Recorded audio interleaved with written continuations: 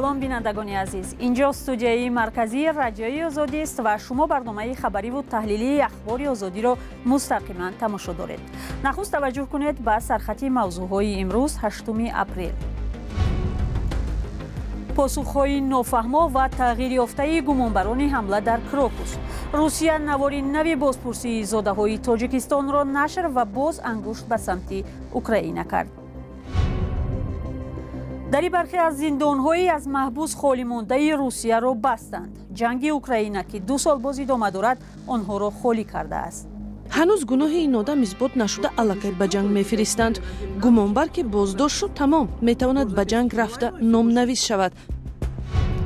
ва дар яке аз ноҳияҳои тоҷикистон саршумори як ҷонвари нодир ва зебо афзудааст.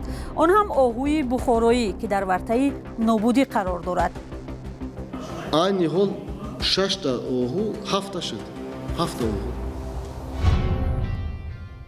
хадамоти федералии амнияти русия дигарбора Украинаро таррези ҳамлаи маргбор ба толори консертии Крокус номид, ки муфаттишони рус 4 тоҷикро ба иҷрои он муттаҳам кардаанд.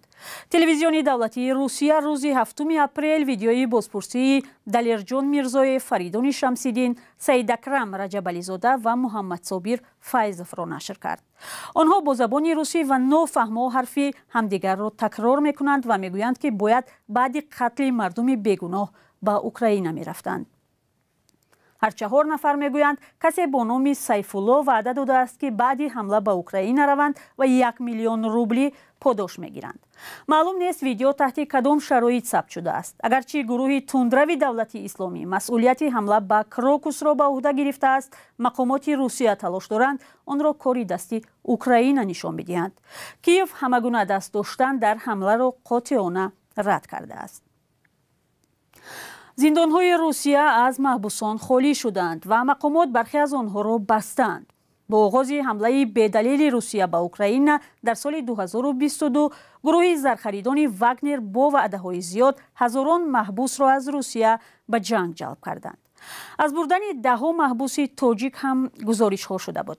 хабари кушта шудани садҳо маҳбус расонаӣ шудааст. гузориши настоящее времяро ҳамкори мо Момин Аҳмадӣ тақдим мекунад. русия пас аз ҷалби ҳазорон маҳбус ба ҷанги Украина ва холӣ шудани зиндонҳо дари онҳоро мебандад. дар пайи коҳиши шумори маҳбусон дар Красноярск ва вилояти Свердлови Русия пайи ҳам чанд муассисаи ислоҳӣ баста шуд. як тамоили хеле ташвишовар мушоҳида мешавад. коҳиши зиёди маҳбусон дар маҳбасхонаҳо дар шароити амалиёти махсуси ҳарбӣ ва бастани маҳбасхонаҳо бо баҳонаи беҳтар кардани шароити иқтисодӣ. ҷалби маҳбусон ба ҷанги Русия дар Украинаро гурӯҳи зархаридони Вагнер оғоз кард. аз оғози ҷанг дар соли 2022 ҳудуди 100 000 маҳбусро аз зиндонҳои Русия ба Украина бурданд. Владимир Путин, президенти Русия, қонунеро имзо кард ки ҳаққи ҷалби маҳбусон ба артишро медиҳад. воқеан банди нав ки ҳоло дар қонунҳои русия ҳаст иҷоза медиҳад гумонбаршудаҳоро аз боздоштгоҳ ҷалб кунанд. ҳанӯз гуноҳи ин одам исбот нашуда аллакай ба ҷанг мефиристанд. гумонбар ки боздошт шуд тамом метавонад ба ҷанг рафта номнавис шавад. ин гурӯҳ то зиндон намерасад. ба бисёре аз маҳбусон ваъда мешавад ки пас аз 6 моҳи ширкат дар ҷанг озод мешаванд.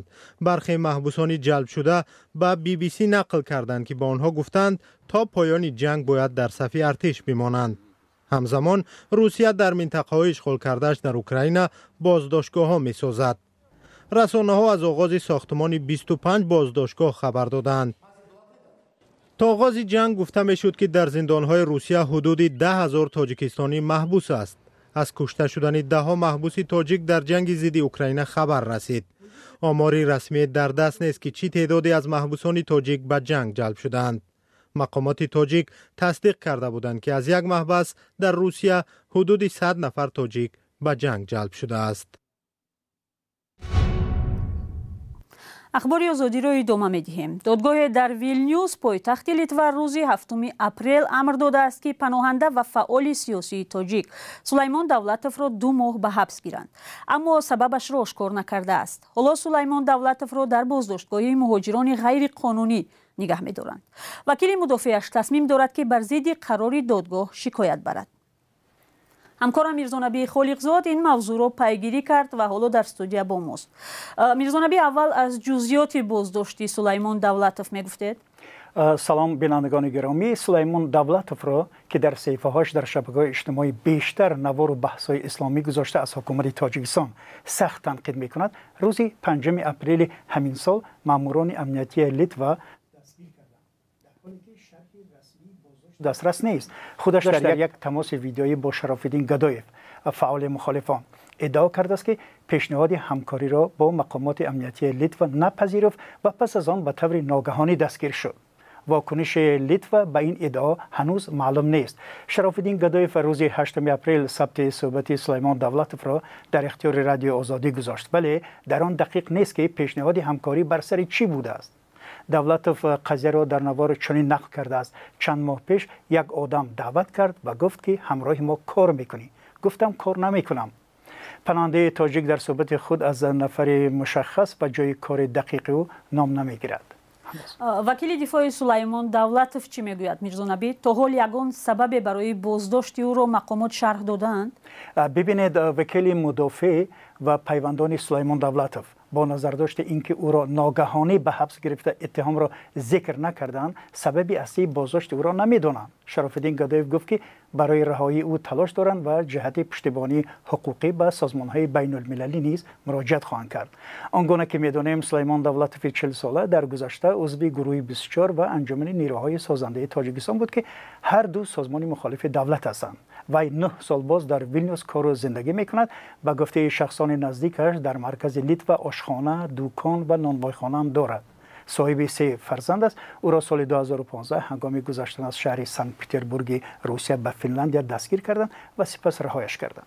تشکر. همکارم میرزانبی خالقزاد درباره بازداشت یکی از فعالان مخالفان حکومت تاجیکستان در شهر ویلنیوس لیتوا صحبت میکرد.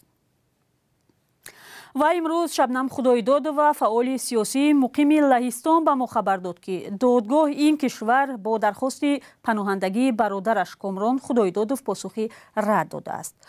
کامران 6 سال پیش بعد فشارهای مقامات به لهستان رفت و تاکنون آنجا میزیست. خواهرش به ما گفت که دادگاه تا 2 هفته دیگر به برادرش فرصت داده است لهستان را ترک کند، در عکس حال مقامات او را اخراج میکنند. فعال سیاسی تاجیک نگران است که برادرش در صورت بازگشت به تاجیکستان به خاطر او آزار و اذیت می‌بیند.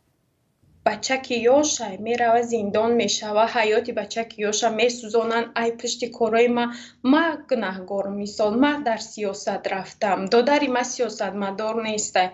هر چیزی که نوشتم، هر چیزی کردم، ناراضگی کردم، ما کردم نسبت رئیس جمهوری تاجیکستان. اویلای ما یگان چیزی ما گناهگار نیسته. یکی وقتی که تاجیکستان اویلای ما ده فشار آورد، ما مجبور شدم گرفتم آوردم دادر ما، اپا ما، مادر ما بازگشت، مادر ما گرداندم روان کردم، گفتم رفتم مادر ما هیچ چیز نشه و فشار نیاید یا شمنی روان میکنم. نه که در این بین مادر ما دنیا گذشت. به خاطر چی؟ به خاطر که هر وقتی که هر چیزی که من نویساندم، هر مصاحبه‌ای که دادم رادیو آزادی قطعی یا دیگر ژورنالیستا قطعی این فشار در سر ما اومد. حالا شبنم خدایداد و با نوشتن نامه از وزارت کارهای خارجی لهستان خواسته است به قضیه برادرش دخل کند و از احتمال به تاجیکستان فرستاده شدن او پیشگیری نماید، چون جانش در خطر است. از سال 2015 به این طرف گروه از شهروندان تاجیکستان به دلیل مخالفت با حکومت و یا تعقیب و اذیت افزون در اروپا به خصوص لهستان و آلمان پناهنده شدند.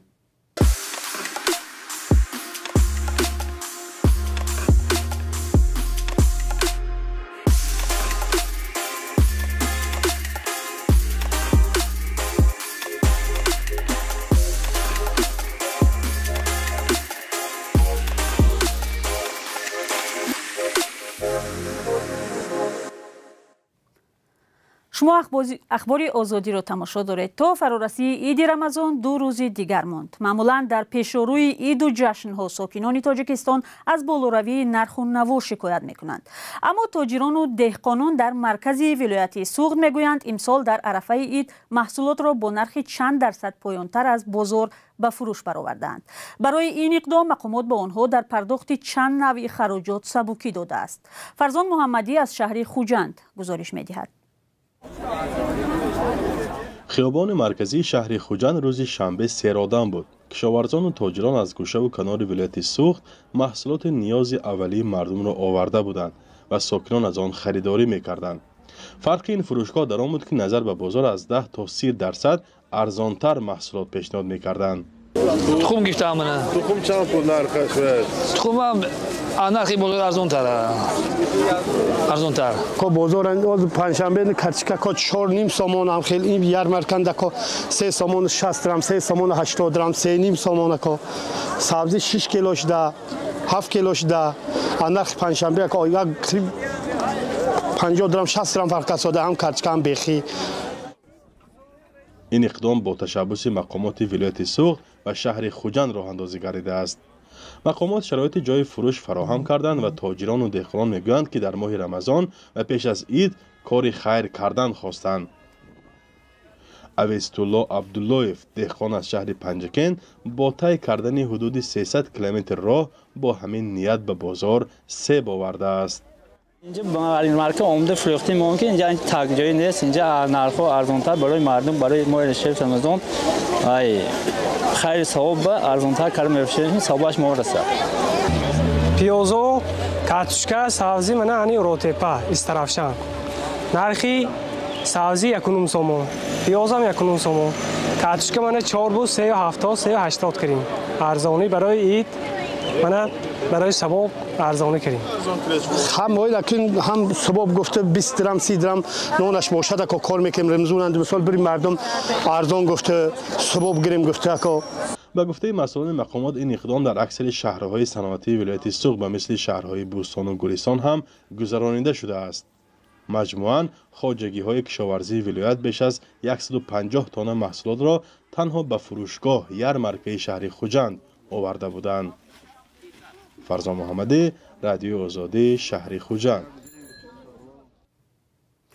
در یکی از ممنوعگاه‌های تاجیکستان سرشمار یک جانور زیبا و نادر زیاد شده است. سرشمار آهوی بخارایی که آن را از دیگر جای آوردند تا در ممنوعگاه سری خسار در بلجوان از نو پرورش و زیاد کنند. کاری طبیعت شناسان اگر کمی هم باشد نتیجه داده است و گزارش را در این باره همکارم محمود جان رحمتزاده تقدیم می‌کند. با این آهوان بخارایی مرغزار بیشه ممنوعگاه سری خسار پسند آمده اند. در گله آنها اولین آهوبره به دنیا آمد. مقصد از جابجا کردن آنها در اینجا افزایش سرشماری آنهاست. رئیس بلجوان گفت که هنگام وارد کردن شماره آهوان 6 تا بود. 6 تا آهو 7 تا شد. 7 آهو. این حال است. از آخر ماه فوریه تا حال در ناحیه‌های کوهی بارشات برف دوام می‌کند. رهبریت پارک طبیعی سری خسار برای آهوان دائم خوراک می‌برند.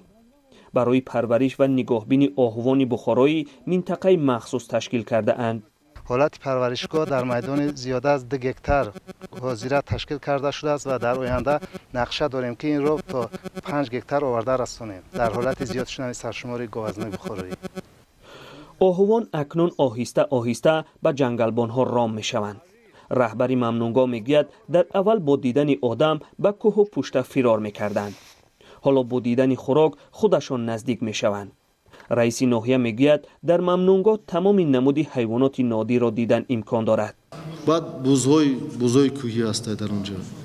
دیگر بسیار نمود است. بعد خشقالداک و جیره و دیگر همه نمود هست. نام همه این حیوانات در کتاب سرخ وارد شده حفظ می‌شوند.